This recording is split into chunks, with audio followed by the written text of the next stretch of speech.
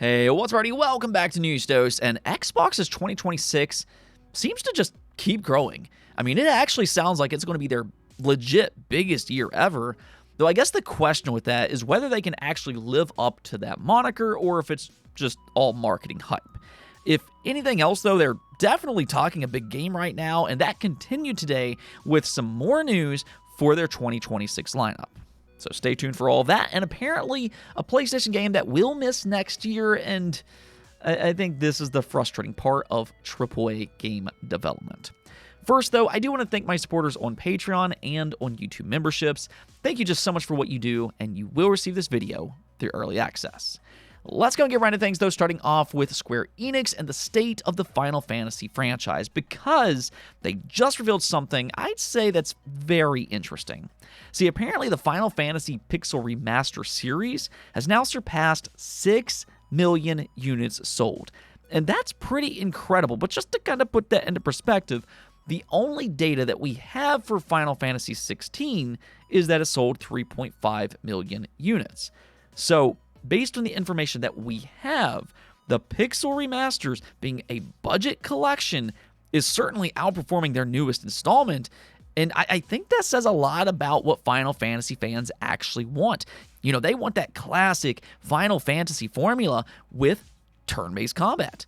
And that's the thing, because Square Enix, they didn't even seem to fully believe in the Pixel Remaster collection when it first launched, because if you remember, its physical release was highly limited.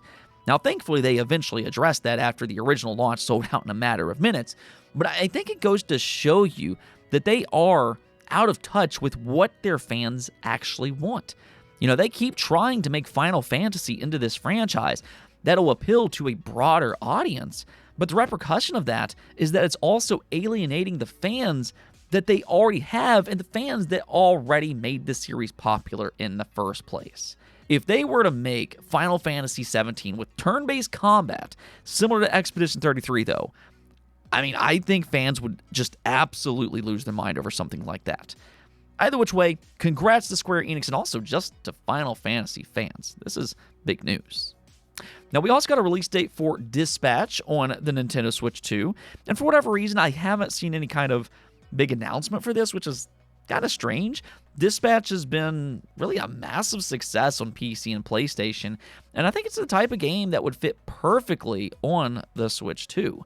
So you would think the marketing would be a bit better, but regardless, Nintendo revealed its release date via the eShop. You can see here that it'll be available on January 28th, and there's even a 10% discount if you pre-order it early. Now, if you don't know what this game is, though, it comes from some of the original team that worked on some of the old Telltale games, like The Walking Dead is one such example, but here they created a superhero workplace comedy game, and fans of these games have just been raving over its quality. So if you like those choose-your-own-adventure type of games, Dispatch is probably the best new game for this genre. Now, we also have a Resident Evil showcase to look forward to in early 2026. You can read the official announcement here, which says, "Dying for more Resident Evil Requiem news, the Resident Evil showcase is coming in early 2026. Stay tuned." And I'm not gonna lie, I'm not dying for more Resident Evil 9 news. The thing for me is that I feel like they've already shown this game enough by this point, and it looks amazing. I really don't need to see more gameplay to be sold on Resident Evil 9, but at the same time, some cool news could still come from this showcase. You know, they could showcase how Leon and Grace's sections are different from one another. Personally, I'm expecting Grace to play in more of the typical horror style of game, maybe more akin to something like Resident Evil 7, whereas I think the Leon sections are going to feel more like Resident Evil 4 with that blend of action. I mean, I think that sounds great on paper, but that's the other thing about this. I'm kind of expecting a demo announcement to happen here, so if you just can't wait to play Resident Evil 9, then this showcase might be worth tuning into. Other than that, though, I'm not expecting much from this showcase. I mean, there are some rumors about some Resident Evil remakes in 2027 and 2028, but I don't think they'll announce those at this specific showcase, just because I think their marketing team is going to fully focus on Resident Evil 9 instead. Now, maybe they'll surprise us, but hey, we'll see. All right, now let's go talk about Xbox and their 2026 pipeline. I mean, we talked about this earlier in the week because legitimately it sounds like it will be their biggest year ever. I mean, I know they say that almost every year. It can be hard to take them for their word, but 2026 actually does feel different. I mean, they're already teasing Halo, Gears, Forza, and Fable. And if they can actually deliver on all 4 of those franchises, that alone is a very exciting lineup of games. I mean, that's the 4 most beloved franchises among Xbox fans. But that's not all. As we talked about the other day, there's also a possibility that we could get surprise announcements for Fallout 3 Remake, Spyro 4, and also Clockwork Revolution. Those right now seem to be the 3 most likely wild cards for next year. But hang on, we actually got even more news today from 3 different studios. Yeah, so we'll first start off here with Blizzard because they're now hyping up 2026. Check this out. They said the teams across Blizzard entirely as an organization are gearing up for what we hope to be the biggest year yet for Blizzard. And we take that statement very seriously. And okay, that's a very loaded statement for one of the most celebrated gaming studios of all time.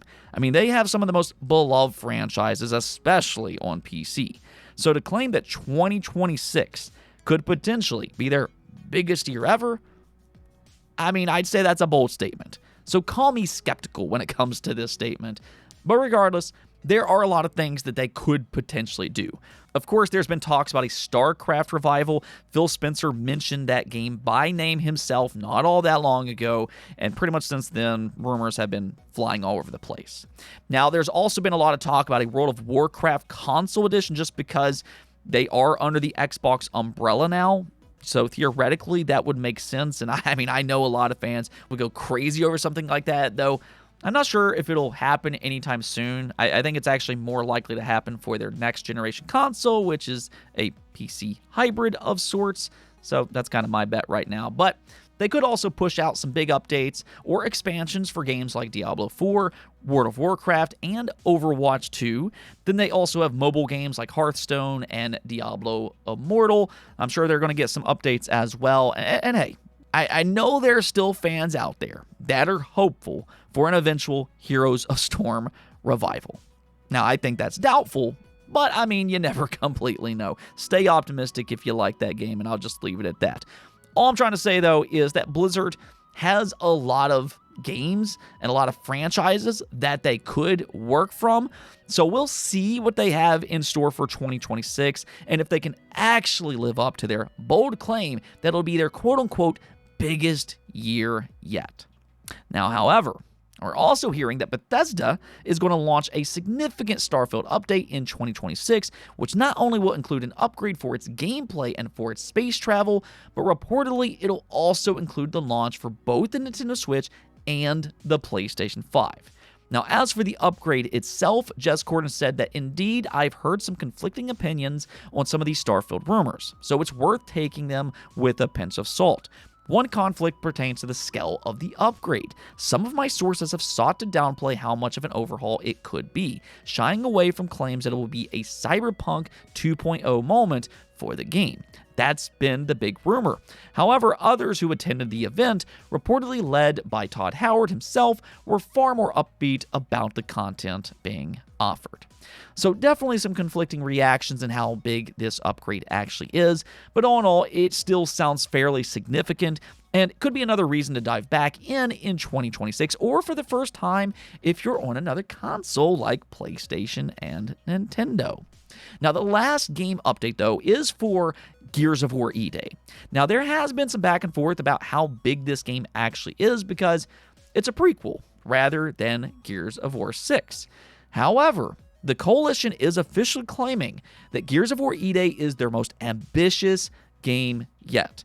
Now, they also made a point to hammer home that it's meant to go back to the roots of Gears of War, which to me means that they could be bringing back that mysterious fear factor that the franchise used to have. You know, the idea that the locusts will feel like monsters, which is something that they got away from, especially in some of the later entries.